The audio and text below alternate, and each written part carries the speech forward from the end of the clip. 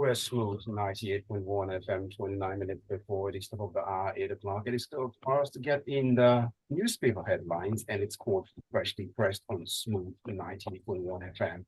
I've been joined this morning, one virtually and one here in the studio. I've got Gbubemi Atimomo this morning. Good morning to you. Good morning, Omas. Good morning, Lagos. And I've got Mr. C here also. Good morning, Mr. C. Good morning, Omas. Good morning, Gbubemi. Good morning, Lagos. And if you're ready, we've got you, Lagos, and we've got you to get in on the conversation, as the analysts would say, to break down the headlines from the newspapers. We'd like to also get your reactions to the headlines on 0809-444-0981. And no, we also appreciate your YouTube feeds also. Just go over to youtube.com/smooth 981 FM Lagos to see how it's all going down here. And so let's get into our first paper this morning. We've got the Nation newspaper for Mr. C this morning. And Mr. C, this one is saying, Labour suspends nationwide strike, direct workers to resume. And that's what it is saying of the strike that was declared Monday night. And then here we are. Thank you, Omas. So, Labour last week announced an indefinite strike, which was to commence on Monday. And lo and behold, the strike actually commenced. Now, what was the reason for the strike? You would think it was some industrial dispute or terms that were agreed and not yet executed. But it was because of the attack, the assault on the NLC president in Imo State, I think a week or 2 weeks back, and the reluctance of the state authorities to even pretend to commence an investigation, let alone proceeding to a possible prosecution. So when the strike started, and it started to bite hard, because we did notice that a number of courts across the Federation suddenly weren't open for business. And this was on the back of a court order reportedly prohibiting Labour and the TUC from embarking on a strike. And they have to acknowledge the order. I'm not sure whether they received the order or their lawyers were in court when the order was made. But I saw a report which was reportedly attributed to Labour leaders saying that it is not only the political class that can disobey court orders. Lo and behold, for about 48 hours, the nation was gradually being brought to its knees because of the refusal of state actors to do the necessary. Then yesterday, we got a report from the NSA saying that he had received the reports or updates that people believed to have perpetrated the assault on the NLC president have been apprehended. Now, why did it take so long? But now it's been done.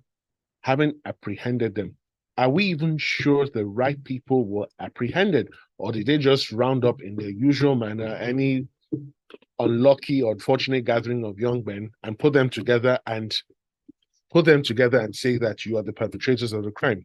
2, you've apprehended them. Is there any desire or will to take them to court? Because clearly they were acting upon instructions, upon directives. So will the investigations proceed further to identify the person or people who gave the instructions? And if the investigation throws up the identities of such people, will they also be apprehended? Will they also be investigated? Will they also be prosecuted? So there are many questions lying here, but one key takeaway is Nigeria is slowly and steadily descending into a jungle state. That a nationwide strike could be called because of this is rather sad and unfortunate, because tomorrow, who knows what the next strike will be called for. And again, it speaks to the reluctance of officials of state bodies, state-funded bodies, to realize that they are not accountable to their superiors, that they owe their allegiance to the Constitution, they owe their allegiance to the country. Thank you very much, Mr. C, for the submission and for laying to bear the issues around why Labour had chosen now to call off the strike, even though it was in some quarters described as partial compliance, but gradually, even as partial, it was affecting some sectors already and gradually. let's go over to Gbubemi, and this is also labor-related, Gbubemi. Now, the federal government arrests some persons behind attack on NLC president. The Guardian is the one making this report, and let's unpack this issue of, could this be yet another case of arrest, and then after now, would we forget soon that some person's identity need to be made public, and then so this never happens again? Okay, well, first and foremost, one of the interesting things I'd like to say is when I heard that story, I was thinking about what process went into how these people were identified and arrested. Were there any recordings of the incident as it occurred? Were there any informants who came out and provided information as to people who perpetrated this act? How did that process go? How did that process happen? And then looking at it also as well, somewhat linked to what Mr. C had said. Why didn't this happen previously? Why did it seemingly appeared as though things were left until the NSC declared a strike, before law enforcement took action in handling that issue. If we also look to the events of that period as well, at the time, it didn't seem as though any action was going to be taken. So, we can only infer that, action was taken as a result of labor strike that has occurred. So one of the things I'd like to see is how this is treated. Obviously, they are suspects until their guilt is established. We'd like to see how the investigation will go on, how it will be determined that they were actually the perpetrators, because also as Mr. C had said, we need to be sure that these are not just random people who were picked up off the streets just to assuage, the Labour Congress.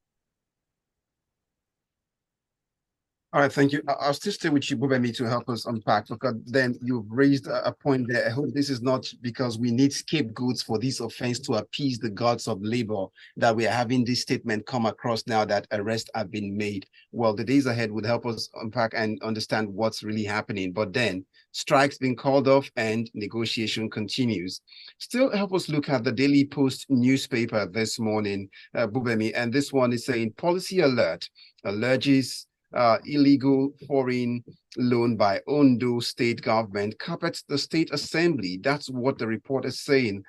Who's this policy alert, and help us understand why they're concerned about this?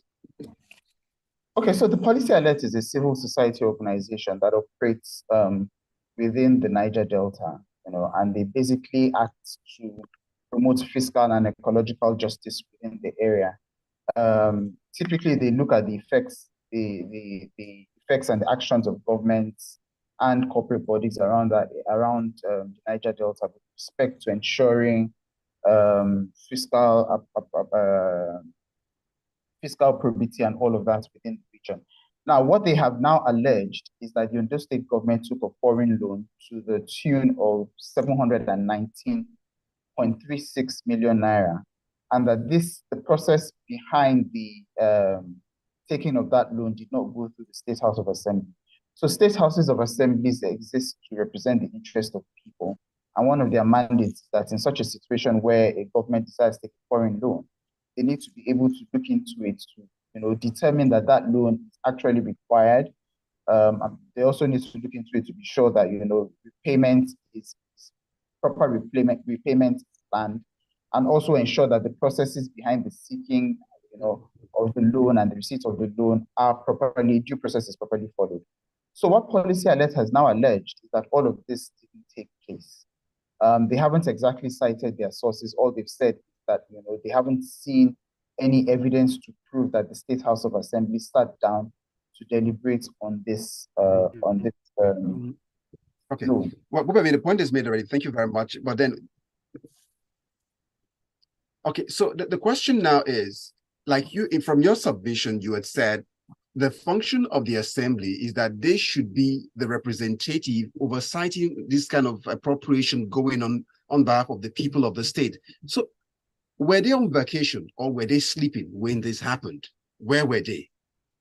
Okay, so like I said, my belief is that it remains for the State House of Assembly to either corroborate or debunk this, because all policy alerts have said is that they saw no evidence of the fact that the State House of Assembly stands. But one critical thing, that occurred to me is to recall the state governor was on medical leave for about a 3-month period. He only resumed early in September. So I'm wondering, if he was away and the deputy governor was acting instead, how that also was related to the taking of this foreign loan. Anyway, so like I said, it remains for the State House of Assembly to either debunk or corroborate this. And that is a fine place for us to go over to Mr. C to help us understand why the Punch is speaking this morning about poverty. But it goes on with the headline here, poverty unacceptable under my leadership, and is credited to President Bola Tinubu at this point. And it seemed again, the president has made this comment over and over again. But in working, has the president been able to show working of this, Mr. C? Thank you, Mas. Your question is very interesting and it's instructive. We're heading towards the 6th month of the current tenure of the current administration. And I will dare say that it will be a real challenge, even for the diehard supporters of this administration, to point to any success or anything achieved so far. It will be a very strong challenge for them. Now, what did the president say on Tuesday? That poverty is not a shameful thing, but is unacceptable in Nigeria under his leadership. So, hello, sir. You've been in office for close to 6 months. Are you not aware that there's already poverty in the land? What have you done about it? Because this is a speech where he simply says, oh no, that the plan of his administration is to transform Nigeria into a nation of creators and builders, ensuring a prosperous Nigeria for us and future generations to come. We have to interrogate these statements. When the previous administration left office, Nigeria's debt profile was 77 trillion naira. Ladies and gentlemen, as at this morning, Nigeria's debt profile is 87 trillion naira. 10 trillion was added on within 5 months. Can anyone help me understand where 10 trillion went into in 5 months, that we cannot even feel the smallest effect of the introduction of that money? 2, when you say poverty is unacceptable, that's fine. That is a policy goal. How do you intend to achieve it?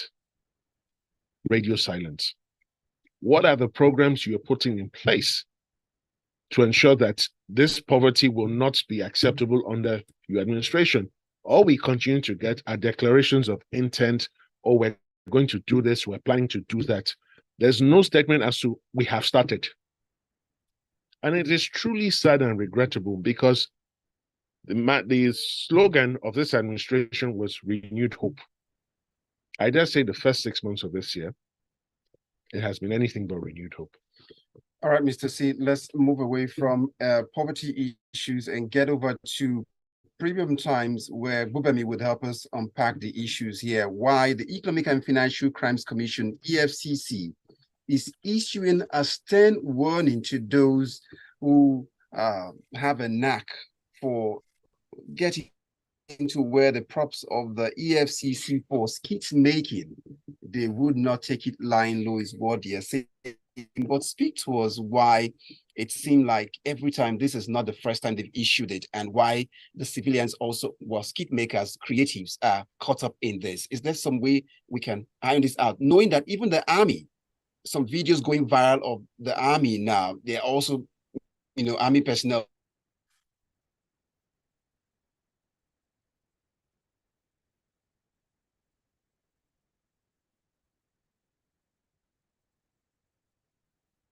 Gbubemi. Okay, can you hear me? Yes, we can. Okay, great. So the EFCC has come out to issue a warning to skit makers, telling them to desist from using the operational identities of the commission illegally and irresponsibly. Their warning is in reaction to a viral video that has made the waves across social media, codenamed EFCC and Army Wahala. Now, this statement further says that operatives of the EFCC are not police. They are trained as refined modern law enforcement officers rich in decency, civility, and respect for members of the public, including suspects of economic and financial crimes. So one of the first things I'd like to say is art imitates life. And typically skit makers rely on, actual happenings to come up with their skits. So would I say that there's some sort of basis for the skits that skit makers have done portraying the EFCC in the light that they have? Yes, I would say that there is. If we cast our mind back most recently to the arrest of the IFE students, about 69 of them, who were arrested for alleged cyber crimes. I recall seeing a video that was made by some of the students after that in the presence of EFCC operatives, sort of mocking the arrest, and I remember somebody had said to me, oh, they're making a light of the situation. But I said, no, that's a form of protest. Art can take many forms.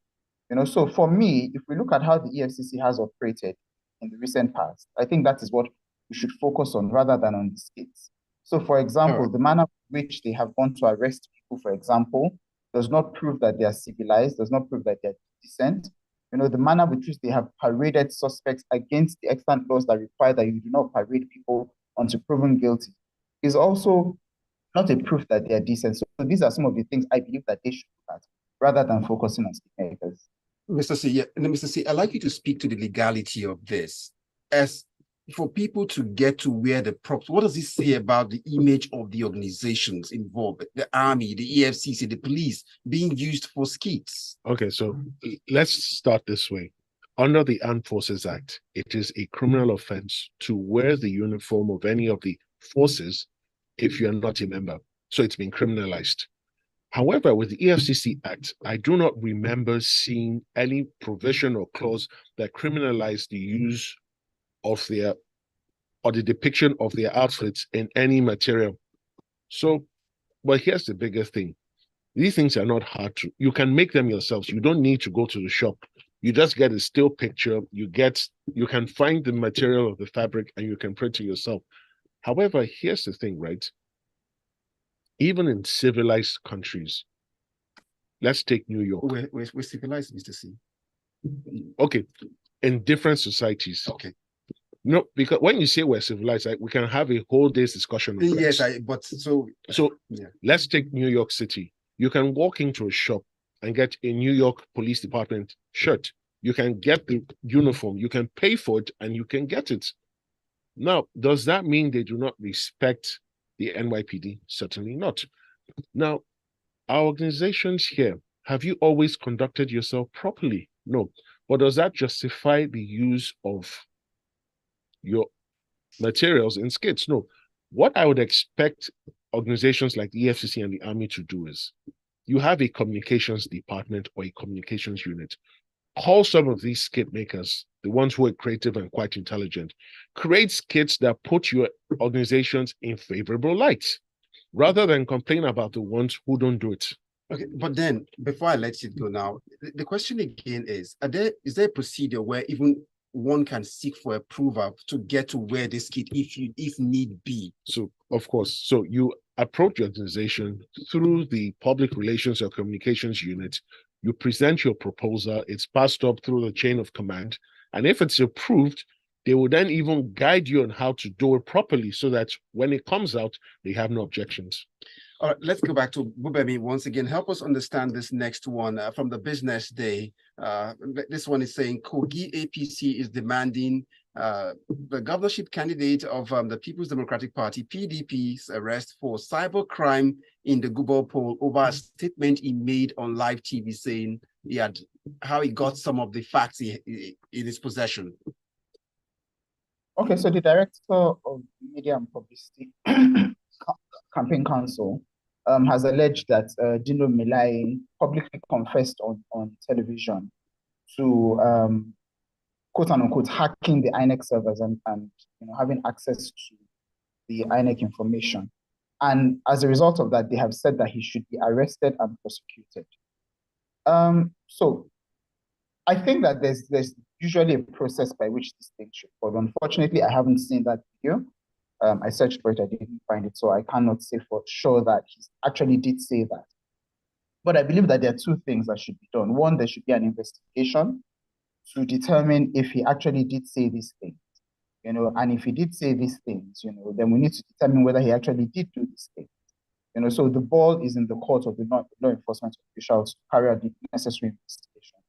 Then also, INEC would also need to be involved in that investigation, because if it is found that he actually did have access to the INEC service, then we need to determine how he got access to it. Did he work independently? Did he work with an INEC source? How exactly did he achieve this? I don't believe this should just be left alone like that. There needs to be proper investigation to unearth this, because obviously, if he did really have access to the INEC servers, then it's a worrying concern, and that means that it's potentially could be repeated by somebody else in future elections.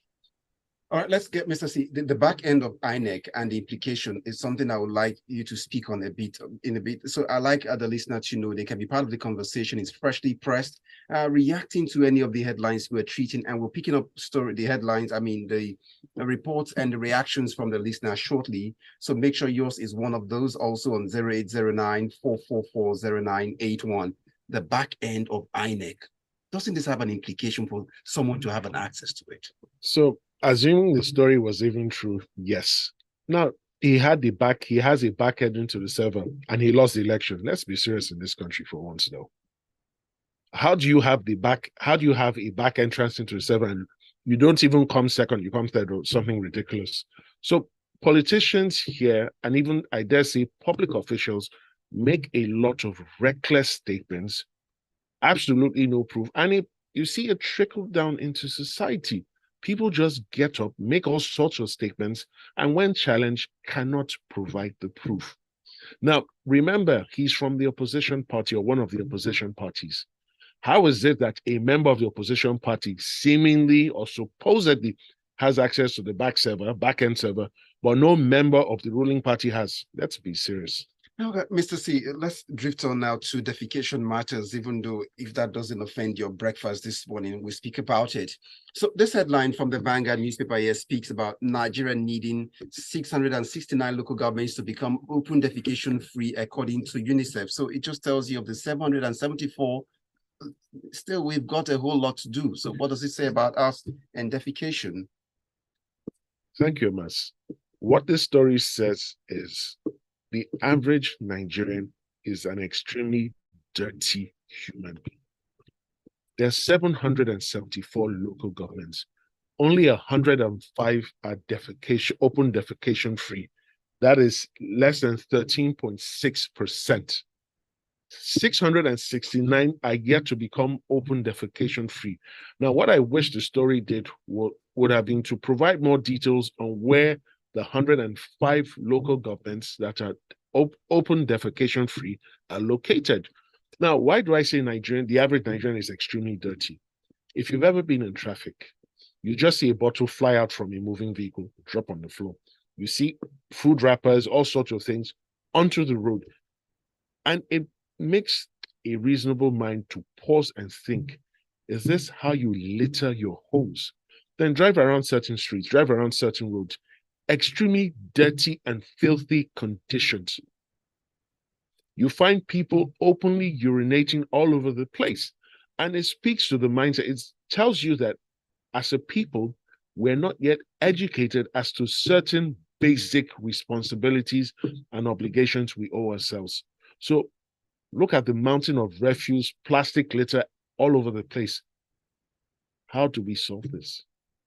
You have to educate the people repeatedly, persistently, consistently. You have to do these things.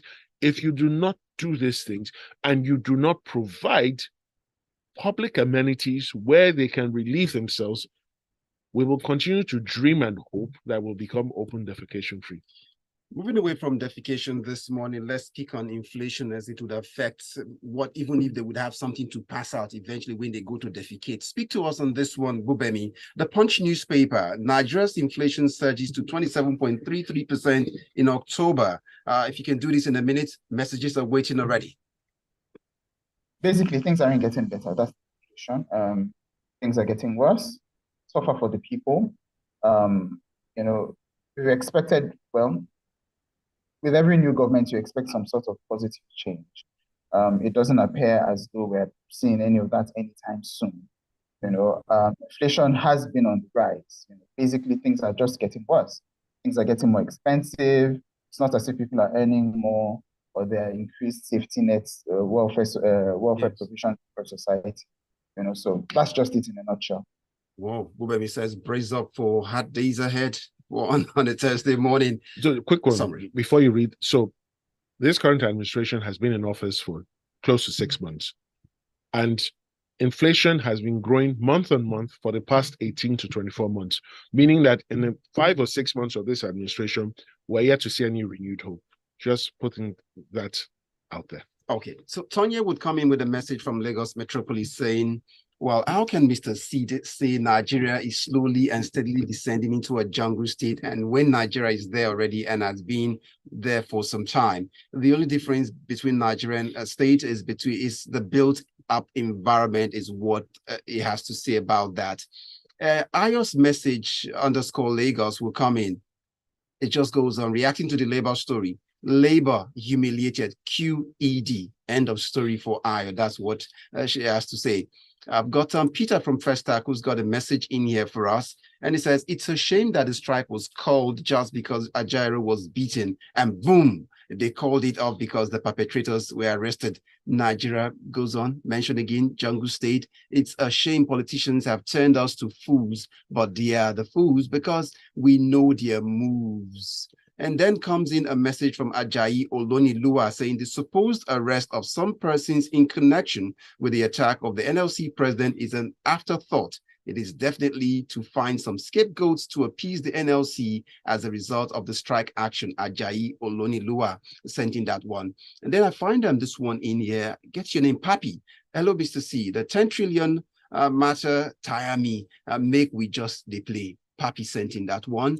Linda would come up with a message here for us. It says from Yaba, Haba, how can Mr. C ask that where 10 million naira went into? Where were we not there when it was shared among the Judiciary, National Assembly, and the governors in the same passing for 5 billion naira to their constituencies?